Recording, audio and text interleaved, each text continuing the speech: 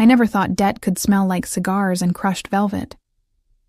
The moment I stepped into the Aureus casino, the air itself felt expensive, heavy with perfume, ambition, and desperation. I had no business being here, not in my faded blue dress that had seen more laundromat spins than I'd ever admit. But I had a reason, one that trumped fear. My mother's medical bills had swallowed our family whole.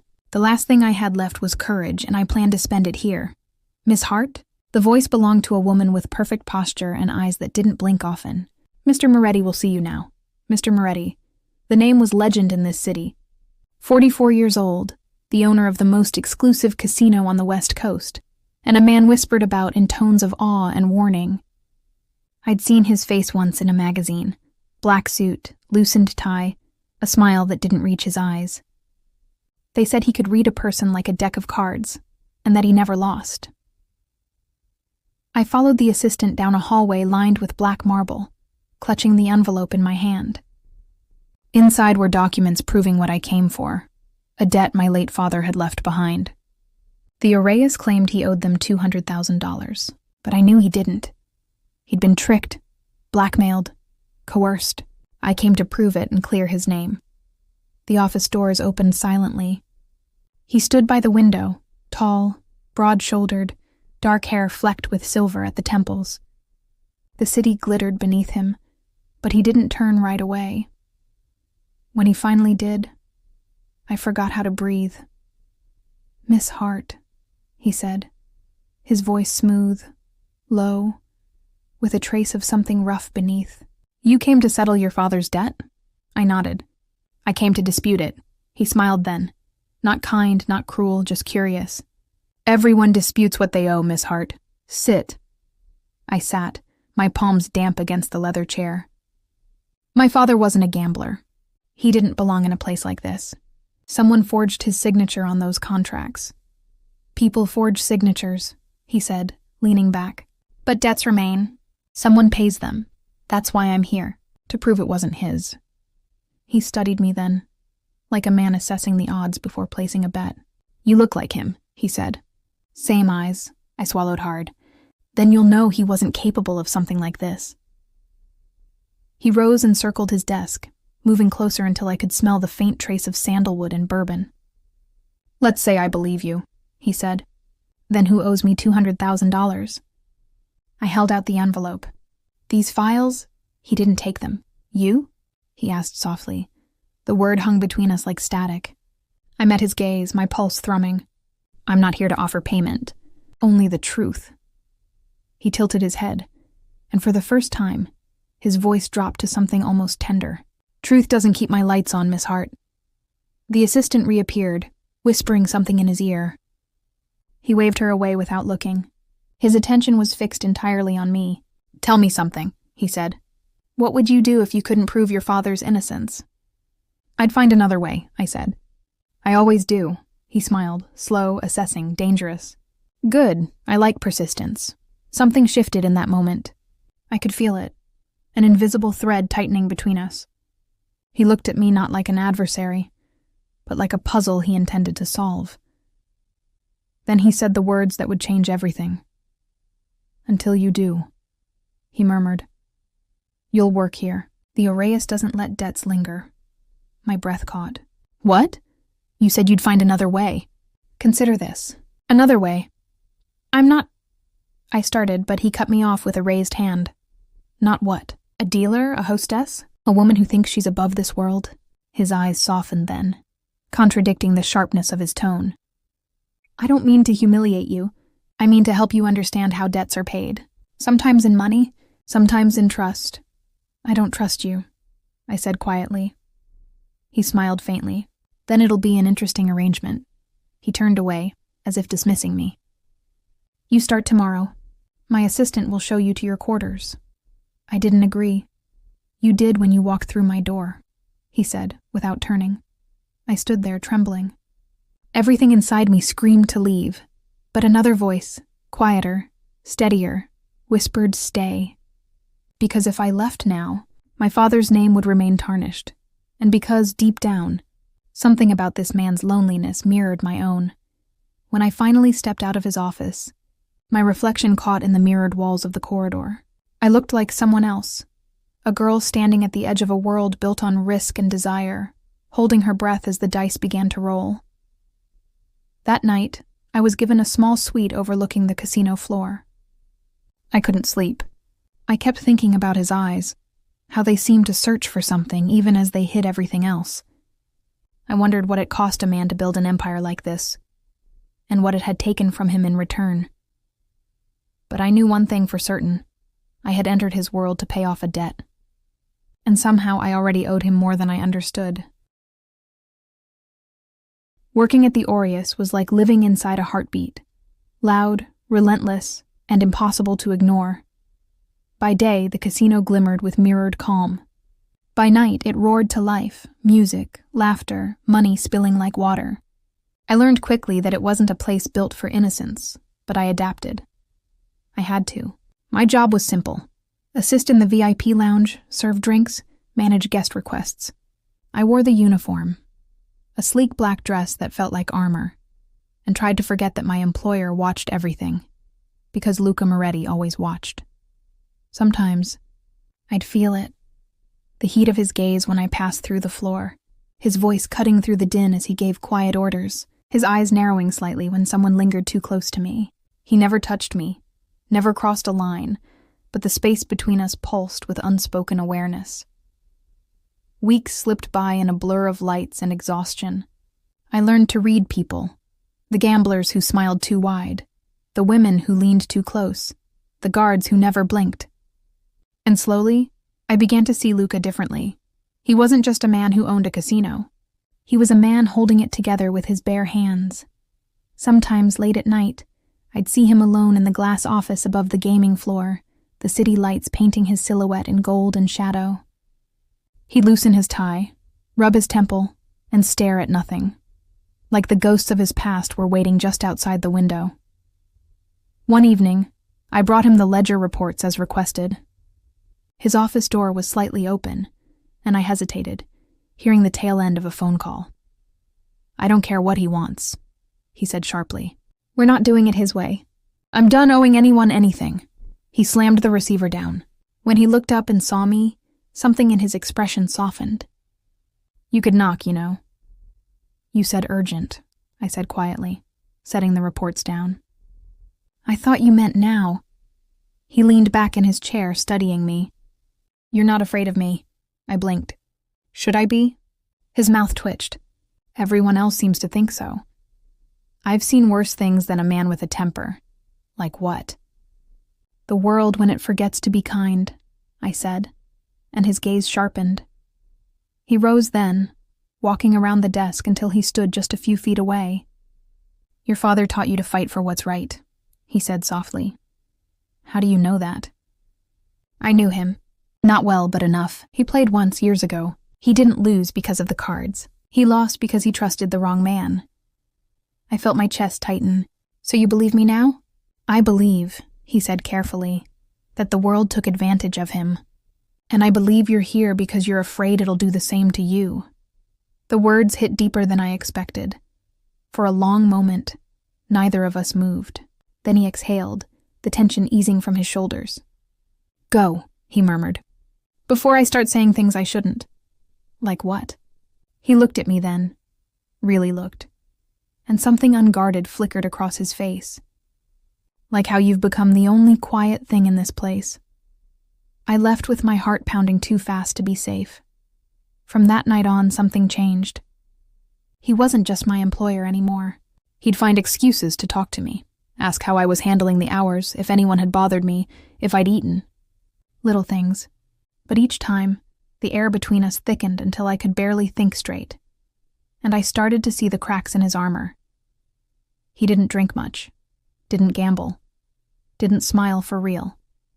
He kept people at a careful distance, as if intimacy were a game he no longer played. And yet, around me, he'd sometimes forget himself. Once, when I dropped a tray and froze at the sound of shattering glass, his hand found mine before I could flinch. "It's fine," he said softly, steadying me. "You're safe here, safe." The word lingered. I hadn't felt safe in years, not since my father's death. Not since I'd learned that love could vanish overnight.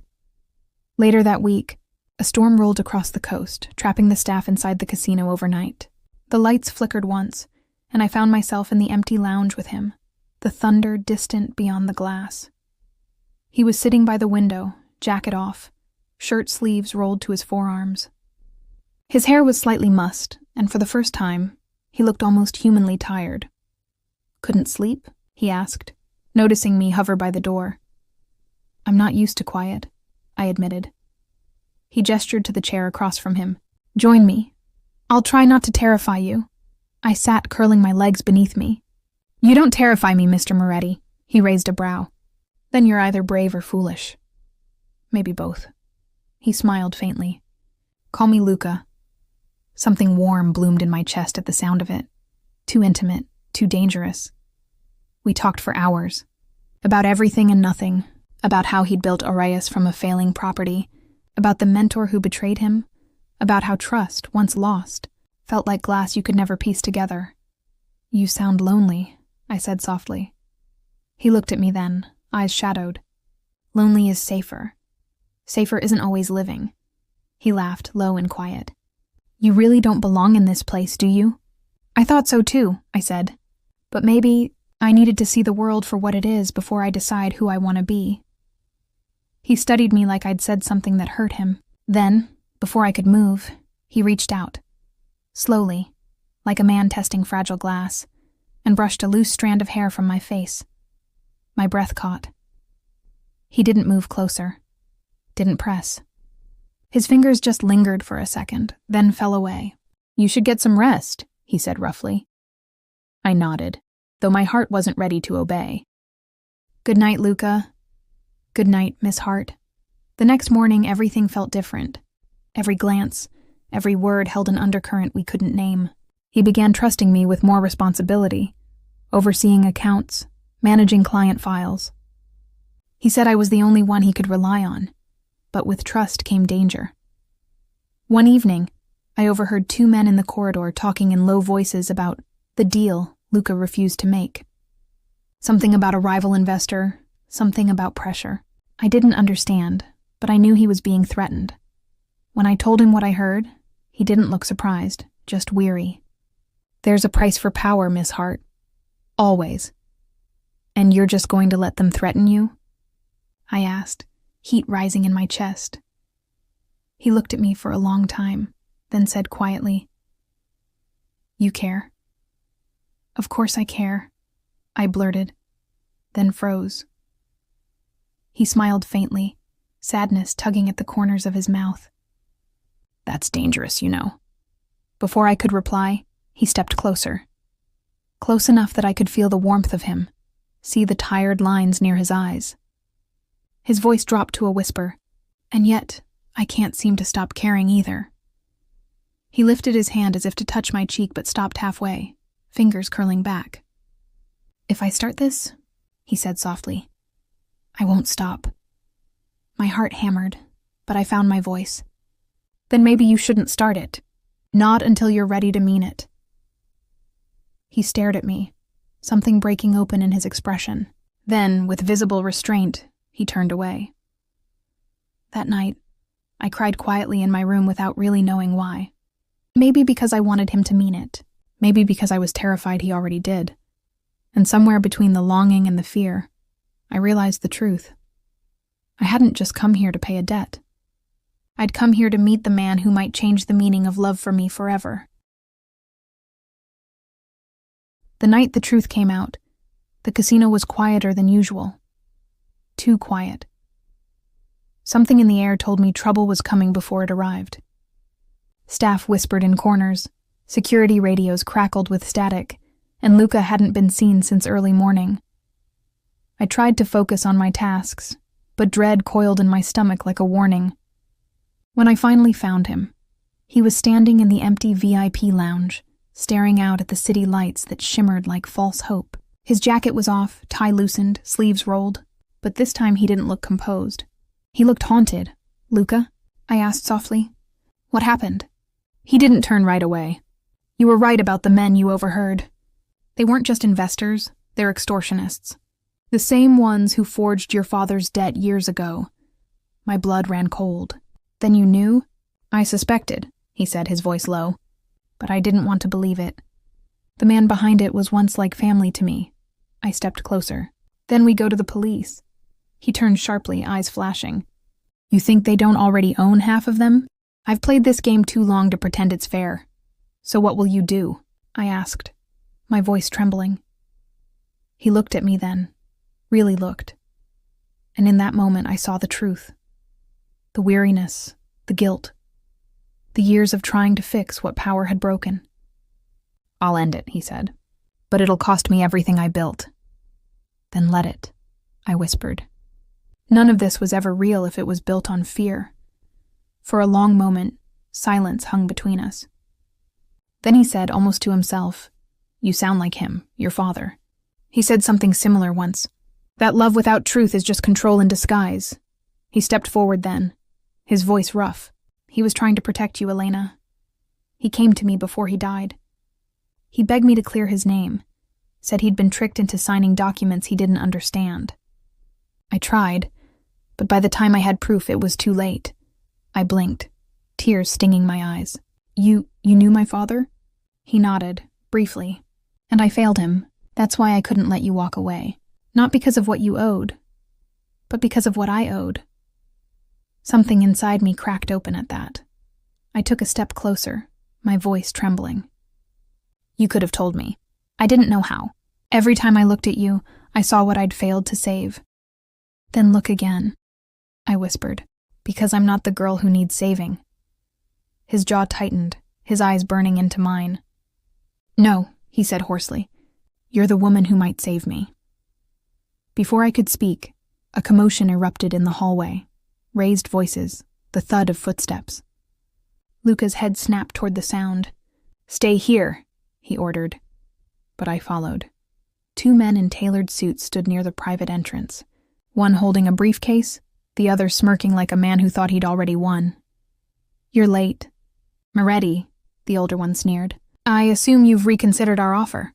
I don't make deals with thieves, Luca said, his voice like steel. The man's smile faded.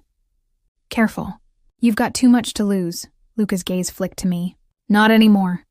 He pulled a file from his jacket and tossed it onto the table between them. Evidence.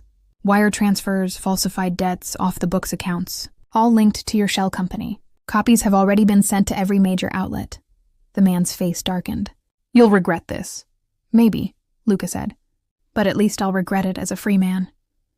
The men left with threats in their eyes, their power crumbling behind them. When the door slammed shut, I exhaled the breath I didn't realize I'd been holding. You just ended your empire, I whispered. He looked at me, and for the first time, he smiled. Truly smiled. It wasn't mine anymore. It belonged to them the moment I let fear decide for me. I crossed the room before I could think, and took his hand, then let it go. His fingers tightened around mine, warm and trembling. And what happens after? I met his gaze steadily. We start over. Something fragile passed between us. An understanding. A choice. That night, the casino lights dimmed for the first time in years. By dawn, it was no longer the Aureus. It was just a building. The guests were gone, the dealer silent, and Lucas stood in the empty lobby like a man who'd just buried a part of himself. I don't know who I am without this place, he said quietly. You're the man who finally stopped running, I said. He turned to me then, eyes searching mine. And you? You could walk away now. You're free. I don't want freedom if it means losing what I found here. What did you find? He asked. I took a breath. Someone who taught me that strength isn't coldness. That control isn't the same as safety. That love can heal if you let it. He stared at me for a long moment. Something raw flickering across his face. Elena, he murmured. I've never trusted anyone enough to let them see me. Until you. He stepped closer, his hand trembling as it lifted to my cheek. I leaned into his touch without fear this time. I don't have anything left to offer, he said. You do, I whispered. Your heart. That's all I ever wanted. His forehead came to rest against mine, and in the quiet, I could feel the surrender. The letting go of years of guilt, of walls, of loneliness. "Tell me to stop," he said softly, voice unsteady. "I don't want you to," I breathed. He kissed me then, not with hunger, but with reverence, like a man relearning how to feel. It wasn't about possession. It was about trust, a promise sealed in quiet, trembling breath. When he drew back, there were tears in his eyes. "I don't deserve this." "You do," I said, "because you finally chose truth over fear." He smiled faintly, brushing his thumb along my jaw. "Then stay. Stay until I learn how to be the man you already believe I am." "I will," I whispered. That night, we didn't need words. The world outside could crumble. Inside that quiet room, there was only warmth, forgiveness, and the certainty that love had finally found its home. Weeks later, the Aureus stood empty, sold to new owners. Luca and I moved into a small coastal villa overlooking the sea. The first time I saw him in jeans and a black shirt, sleeves rolled, laughing as he fixed the old porch light, I realized something simple and profound. He'd stopped being the casino owner everyone feared. He was just a man, human and flawed, learning to live without hiding behind power. Sometimes, when the wind carried the scent of the ocean through the windows, he'd catch my hand and say softly, "You know, I thought I owned everything once. Turns out, I owned nothing until I found you." And I'd smile, resting my head against his shoulder. "You didn't find me, Luca. You finally let yourself be found." He'd laugh then, low and content, pressing a kiss to my hair. In the quiet that followed, I understood the full circle of it all, how debts weren't always measured in money, how love wasn't a bargain but a surrender. I came to collect what the world owed my father. Instead, I found the man who showed me that some debts are paid only in trust, and that forgiveness, his and mine, was the truest kind of wealth. And as the sunlight spilled across our new beginning, I knew this. Love, when it's real, doesn't own or owe. It simply stays. If you felt your heart racing with Elena's courage and breaking open with Luca's surrender, then this story was for you. Don't forget to subscribe for more emotional, slow-burn love stories that remind us. Love doesn't own or owe. It heals. Like, comment, and share your favorite line from this story in the comments below. Was it when he said, "You're the woman who might save me?" Or when she whispered, "Love isn't safety, it's surrender"? Your words help others find these stories, and your support keeps them alive. Until the next story, stay brave, stay kind, and believe in the kind of love that chooses you back.